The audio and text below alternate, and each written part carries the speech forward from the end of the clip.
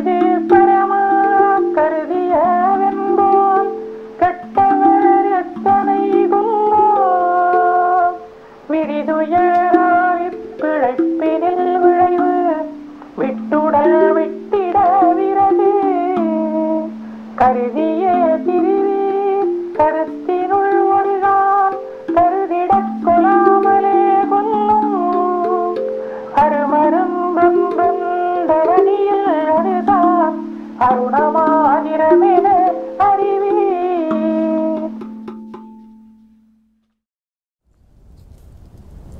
As I explained in the last two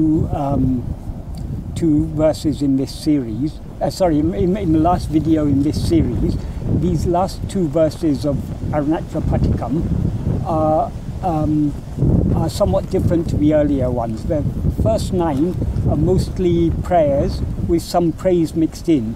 But in verses 10, which I talked about last time, and verse 11, the last verse, which I'm talking about now, Bhagavan is particularly talking about the power of the thought of Arunachala.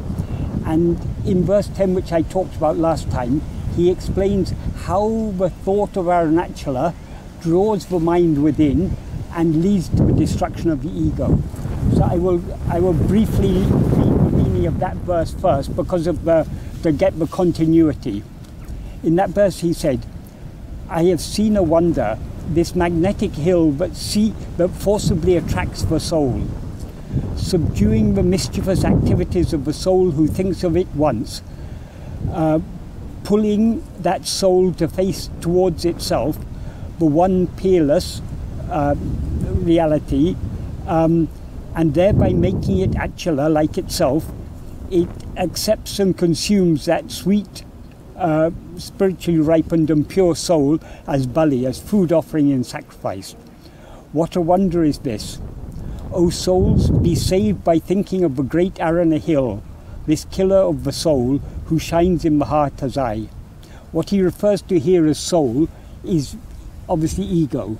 So what he says in the second verse here is that if we think of Arunachala, it will subdue our mental activity, it will draw us within to face itself, because Arunachala is what is shining in our heart as I, and thereby it will consume us, consume the ego. So, and he therefore said, therefore be saved by thinking of this great Aruna hill. So he gives a great assurance here that the mere thought of Arunachala will lead to the destruction of ego.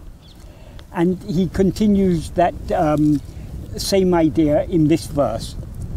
In the first sentence of this verse, he says, "Giriyidu paramāk karudiya veṉbōṟ keṭṭava rettaṉai kollō."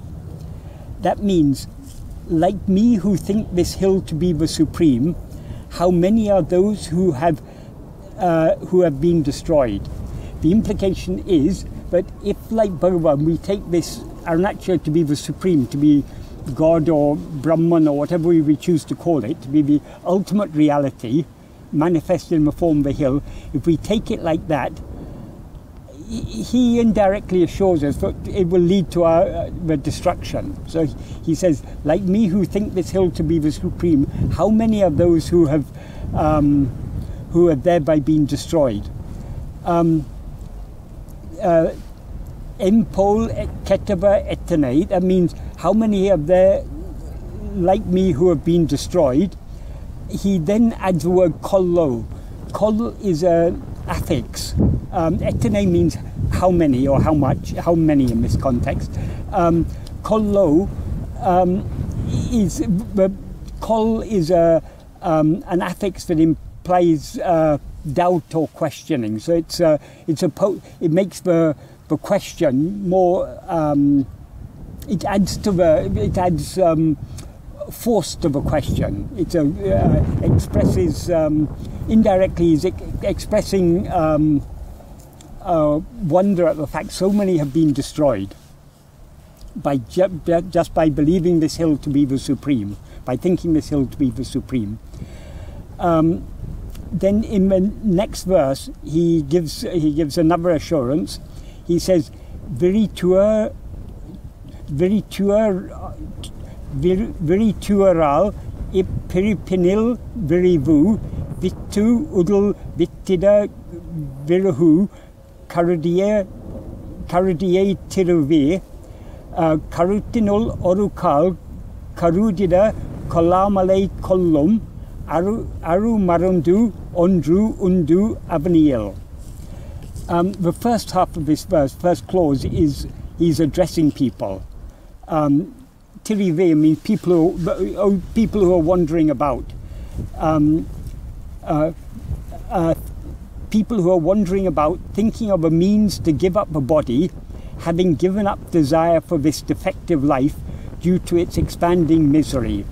So he's calling all people who have lost desire to continue living this life because of its tuya means grief, sorrow, misery. Viri means expanding. So the misery that life brings us is endless. So when we understand its that this life is the misery that this life brings us, we give up desire for it. And the word he uses for life is viṛaivu. Sorry, is piṛaivu. Piṛaivu means it means a mistake, an error, a failure, a defect, or life, and it thereby implies. But life, it's a word that refers to life as a defect, as a blemish. That means the life of the ego. It means, and the consequent life of the body. But underlying the life of the body is the life of the ego. Even when the body dies, ego continues projecting one body after another. So if we want to be free of this life, this miserable body-bound life, the life of the ego, if we are wandering about thinking of a means to give up the body, so that's his addressing such people who are wandering around. Then he, in the rest of the verse, rest of the sentence, sorry, he says, karuttiṉu ḻorukāṟ karudiyē kolāmalē kollu, marumarun doṉṭṛuṇ ḍavaṉiyi. That means there is on earth one rare medicine, marumarun means rare medicine, that when thought of once, when thought of once within the mind, karuttiṉu ḻorukāṟ karudiyē, that means when thought of once in the mind, kolāmalē kollu will kill without killing. What he means by kill without killing, it will kill the ego without killing the body, or without killing our reality. We can take it either way. He's in the first half of this sentence, he's addressing people who want to give up the body because life is so miserable. Then he said what he implies in the second half is not even necessary to give up the body. Give up the ego. That itself is sufficient. Bhagavan sometimes used to say about people who practice physical austerities. It's like, he said, it's like if a person has committed a crime, instead of punishing the person, if you beat the chair they're sitting on, it is like that. So we don't have to punish the body. The culprit, what is causing all the trouble is ego. If we kill this ego and remain as the reality that we actually are, let the body just be. We need not be concerned about the body, whether it lives or whether it dies. The problem is only ego, the false awareness, I am this body. And then in the third sentence, so in this sentence he says there is on earth one rare medicine. So what is that rare medicine? That is answered by him in the final sentence of this verse and final sentence of the whole of Patigam. Adutān Arunamā diram ena vaṛivīr. Know that it is certainly Aruna hill. So he's assuring us this Arunachala, this hill, is a that will kill the ego without will kill without killing.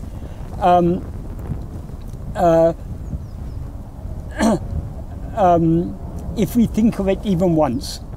When we think of it even once, it will then start this process of stilling the outward going activity of our mind, as he said in the previous verse, stilling the outward going activity of our mind, drawing us within to face itself, because though Arunachala is manifest outwardly in the form of a hill, it's what Arunachala actually is our own atmasvarupa, our own real nature, what shines in our heart as I. That is the real form of Arunachala. So it draws us in to face itself, and thereby it consumes us. So he's in this verse, he's addressing all people who want to be free of misery. Here is a medicine to free us from all misery by destroying the root of misery, which is ego, is the implication. This is the final verse of Arunachala Padigam, but actually, as I explained at the beginning, Bhagavan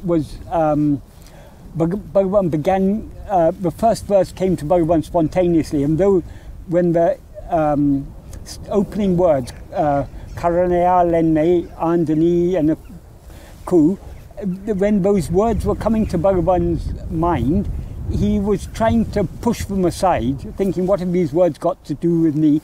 But he couldn't get rid of those words coming back again and again until he composed the first verse.